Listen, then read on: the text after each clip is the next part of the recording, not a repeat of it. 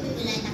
आ गए तो उनके पास देने के लिए, तो राजा ने उनको सुवर्ण मुद्राओं की थैली देकर कहा कि गुरुजी, जब आपको ये नर्तकी का नृत्य पसंद लगे तो आप ये सुवर्ण मुद्राओं की थैली को दे देना। तो सारी रात नृत्य चलता रहा, सारी रात जो है नृत्य का उत्सव चलता रहा। और जब ब्रह्म बेलाए सुबह का समय आया तो जो राजा था, जो नर्तकी थी, उसका जो तबला बजा रहा था वो ऊँघने लगा, उसको नींद आने लगी। जैसे ये दृश्य नर्तकी ने देखा तो नर्तकी ने सोचा कि अगर ये सो गया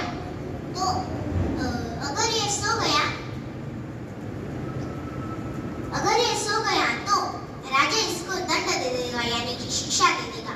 इसलिए नर्तकी ने उसके तबले वाले को जगाने के लिए, आगाह करने के लिए एक दोहा पढ़ा कि घनी गई थोड़ी रही या है पल पल जाए, एक पलक के कारणे यूं ना कलंक लगाए, यूं ना जन्म गवाए।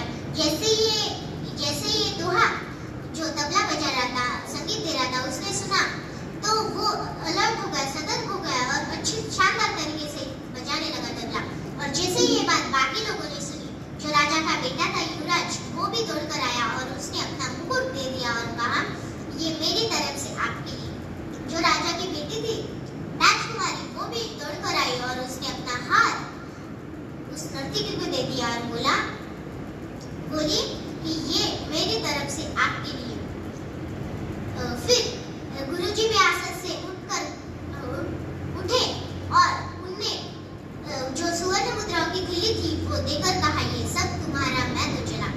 तो फिर जैसे ये दृश्य राजा ने देखा तो राजा उस नर्तकी को डांटने लगा कि क्या चल रहा है, क्या चल रहा है, एक दोहा पढ़कर तुमने सबको लूट लिया है, क्या चल रहा है, जिनके पास जो है सब देते चले जा रहे हैं।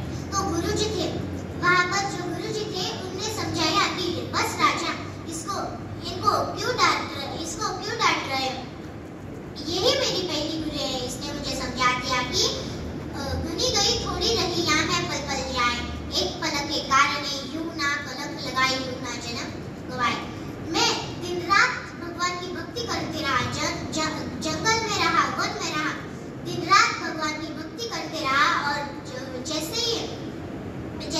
जैसे ही आपने बुलाया मैं आ गया और यहाँ नर्तकी का नृत्य देखकर नर्तकी को पुरस्कार में ये भेंट दे रहा हूँ।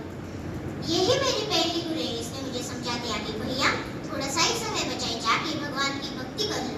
तो फिर जो राजा का बेटा था युवराज, वो भी बोला कि अरे मैं भी, आप वृद्ध हो चले हो फिर भी सियासत नहीं छोड़ रहे हो, लेकिन मैं भी मेरे सैनिकों के साथ आपकी हत्या करने जा रहा था, क्योंकि इस नर्तकी ने मुझे समझा दिया कि घनी गई थोड़ी रही या मैं पल पल जाए, एक पलक के कारणे यूं ना कलंक लगाए, यूं ना जन्म गवाए। इसने मुझे समझा दिया कि क्यों अपने पिता की हत्या का कलंक अपने सर पर लेते हो। इसलिए मेरा जो मुकुट है वो नर्तकी को जाके भेंट दे दी। जो राजा की बेटी थी राजकुमारी, वो भी बोल पड़ी कि राजा, मैं शादी की योग्य हो चुकी हूँ, फिर भी आप मेरी शादी नहीं कर रहे हो,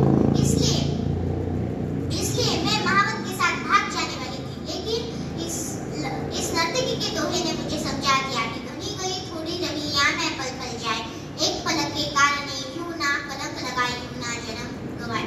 इसने मुझे समझा दिया कि क्यों महावत के साथ भाग जाना, अरे आज नहीं तो कल मैं पिताश्री तुम्हारी शादी करा ही देंगे। जैसे ये बात राजा ने सुनी तो राजा सियासत से उठा और बोला कि बेटा, तुम किसी समय इस राज्य के राजा बनने चाहते हो, मैं तो चला वन में जंगल में भगवान की भक्ति करने। और बेटी को कहा, बेटी दरबार उत्सव में बहुत सारे राज्य के राजा आए, जो तुम्हें पसंद आए उसके गले में वरमाला डाल के तुम्हारा जो विवाह है वो निश्चित कर लो। तो फिर सासंग जी, कहानी राजा और नर्तकी की नहीं थी, ये कहानी हमारी तुम्हारी है। हमारे जीवन में भी समय दौड़ता चला जा रहा है और थोड़ा सा ही बचा है। इस थोड़े से समय कर दिखाओ कुछ ऐसा कि आपका उद्धार हो, बल्कि